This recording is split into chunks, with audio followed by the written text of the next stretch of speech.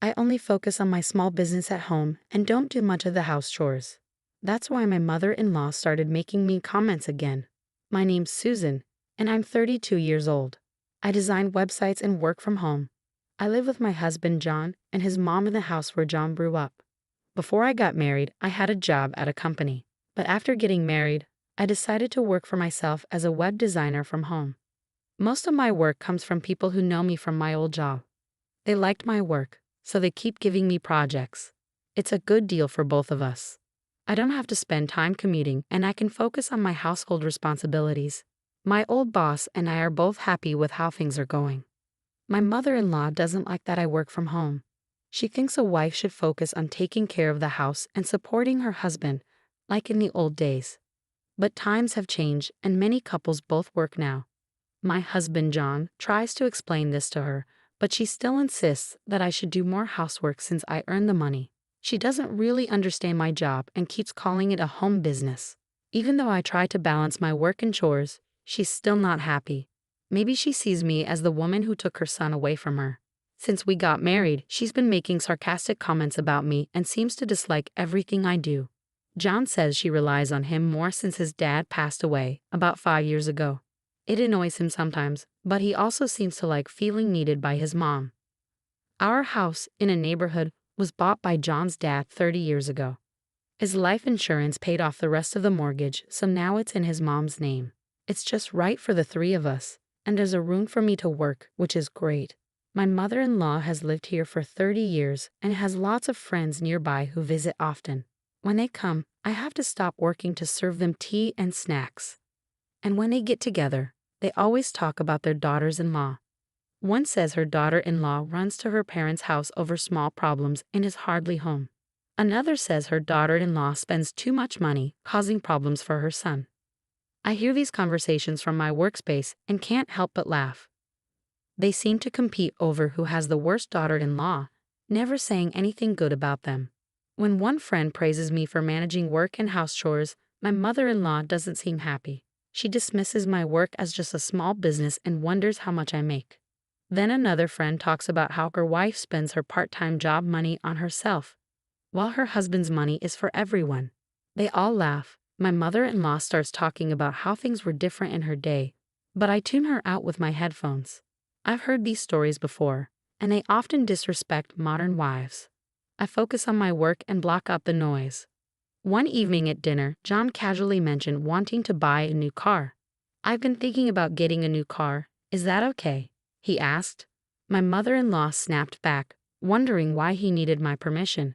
John quickly tried to calm her down, saying it would be a car for all of us, so he couldn't decide on his own. Despite John's explanation, my mother-in-law kept arguing with him. "Since you're the only one with a driver's license, you should choose the car you want," she insisted. Poor John, who usually listens to his mother, looked at me for help. "You decide," he said, feeling stuck. Frustrated, I told him, "Fine, don't keep asking for your wife's opinion, just make the decision yourself." John always checks with either me or his mother about everything. It's nice that he's considerate, but sometimes it's frustrating how unsure he can be. His dad, my father-in-law, used to make decisions on his own, and my mother-in-law often complained about it. Growing up seeing this, John thinks it's wrong to be too assertive. But my mother-in-law, who had a controlling husband, believes that's how a husband should be. My mother-in-law's dissatisfaction with John always seeking approval falls on me. She blames me, saying, "Susan is always nagging John. That's why he's like this." I was surprised and didn't know how to respond. John chimed in, blaming me too, saying, "Yeah, Susan is always complaining. That's why I can't decide on my own."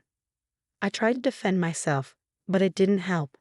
John always takes his mother's side. We've been married for 2 years, but he's never stood up for me in front of her. He apologizes later, saying I'm the most important to him, but I'm losing trust. He seemed caring at first, but he never backs me up. I'm starting to question our relationship. Kindness and indecisiveness are different. I wish he'd stand up to his mother. About a month later, John's new car arrived. The smell of a new car is the best. "Let's all go for a drive on my next day off," he said happily. His excitement spread, even to my mother-in-law. She commented on the car's cost, hinting it was paid from John's salary. Ignoring her, John enjoyed exploring the car. I was shocked at its expense. There's a limit, even though I said he could choose, I thought. John came inside, still thrilled. I asked, "How much did it cost?" He casually replied, $60,000. Seeing my reaction, he asked, "But you said I could get any car, right?" My mother-in-law quickly sided with my husband, saying, "You let John decide, so don't complain now." While I did leave the decision to him, I also hoped he'd consider our finances. Ignoring her, I asked my husband, "Where's the money coming from?" He hesitated, then admitted he was paying with a loan. Instead of addressing this, my mother-in-law shouted, "Susan, don't complain, you're not the one paying." I wasn't sure if she was mad because I ignored her or because of what I said to my husband, but she gave me a fierce glare. "You're always complaining, even though you're living off John's salary," she said harshly. I defended myself, saying, "I have a job too." But my mother-in-law dismissed it, saying I didn't earn much with my part-time job compared to John's $5,000 a month. I was about to explain that was my salary, but when I looked for my husband, he had disappeared. I couldn't take it anymore. My mother-in-law even went as far as saying she wanted a daughter-in-law like me to leave soon. I had been patient, but I was done. Discussing my salary seemed ridiculous, and I didn't care anymore. Feeling frustrated with my mother-in-law's comments and my husband's attitude, I couldn't understand why he caused this argument in the first place. His usual indecisiveness had sparked it all over again.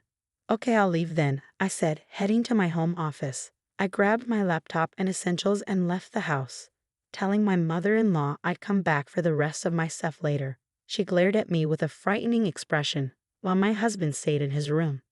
As I left, my still angry mother-in-law shouted, "Make sure you've signed the divorce papers next time you come here." Did you hear me? It shocked me to hear her use such harsh language for the first time. Ignoring her, I stormed out of my in-laws' house. I wasn't sure if she was angry because I said I would leave as she asked, or because I confronted my husband about the money. Regardless, I knew I wanted to leave that house as soon as possible. After storming out of my husband's parents' house, I went back to my own parents' house for the time being. My mom was surprised and asked what happened suddenly. My dad, seeing my unusual expression, seemed to understand the situation. "I don't know what happened, but you can stay here as long as you need to," he assured me. I didn't hear from my husband afterward. The man who used to cherish me before our marriage was nowhere to be found. I couldn't help but feel foolish for not seeing that he only listened to his mother. Talking to my parents about what happened at my husband's house helped calm me down. "You don't have children, so it's better to divorce sooner rather than later," my mom advised, and I agreed. On the weekend, my father helped me move my belongings out of my husband's house. My husband was nowhere to be found, and my mother-in-law stayed in her room. Standing outside my husband's room, I called out, "Thank you for everything. Could you sign the divorce papers?" I slid the papers under the door. I signed. "Is this okay?" came my husband's curt voice from behind the door, along with the signed papers. It saddened me that our marriage had come to this. Without saying anything to my mother-in-law, I left my husband's house. I had lived there for about 2 years, but there weren't many good memories. I headed straight to the city hall and submitted the divorce papers. I wanted to settle everything quickly if possible. After the divorce, I stayed at my parents' house and continued working there. I thought about renting a room and living alone, but my mom insisted I stay with them for safety reasons. My dad agreed, worried about John and his mom possibly causing trouble. Though I didn't think they would, I felt more comfortable being with my parents. Luckily, I could work from anywhere, so I decided to stay home for a while. About 2 months passed, and I had almost forgotten about my ex-husband and ex-mother-in-law when I started getting calls from an unknown number. At first, I thought it might be a wrong number, so I didn't answer. But the calls kept coming. Reluctantly, I listened to my ex-husband's voice on the phone. "Why didn't you answer sooner?" He sounded flustered. "It's an unknown number, and besides, we're not connected anymore," so I was going to hang up. I replied, ready to end the call. But then he rushed to say, wait, I can't get my smartphone to work." "Why is that?" He sounded desperate. "I'm not sure. You should contact your phone company," I suggested. Then something dawned on me. "Did you not deposit money into your bank account when we were married?" I used to deposit money from my salary for public utilities. His salary went into the same account, but it was usually a small amount. He sold health food products, but his income was low because of the commission system. Some people make good money with lots of orders, but he didn't do as well.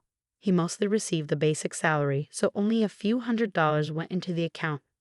I had been depositing money into the payment account every month, but for the past 3 months, it was only his salary.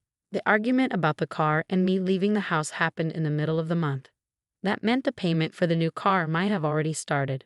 My ex-husband fell silent on the other end of the phone. I've been managing everything with my own salary. From now on, you'll have to figure it out on your own, I informed him. I wanted to say Sergio, but I held back and hung up the phone. My ex-husband probably never told his mother how much he earned. She didn't realize that most of our expenses were covered by my salary since our marriage. John must have felt embarrassed to admit he earned less than his wife. I later learned that utilities like electricity and water are not easily shut off. The first thing to go is usually cell phone service. A few days later, on a quiet weekend morning, the doorbell at my house rang loudly.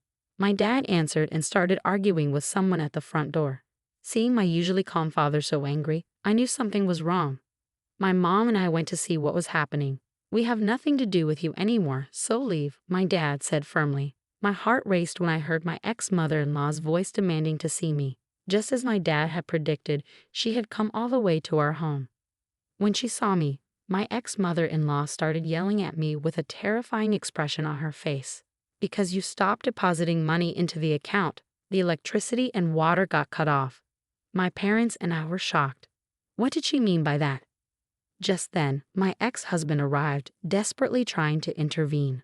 Mom, stop it. This has nothing to do with Susan. But my ex-mother-in-law ignored John's attempts and kept yelling. John makes $5,000. Why would the electricity and water get cut off? You're mistaken. I'm the one who makes $5,000. I corrected her, finally able to speak up about what I hadn't been able to before. My ex-mother-in-law looked surprised at my words, then turned to John. That's right, it wasn't my salary, it was all Susan's, he admitted, looking defeated. How can you earn so much with a part-time job?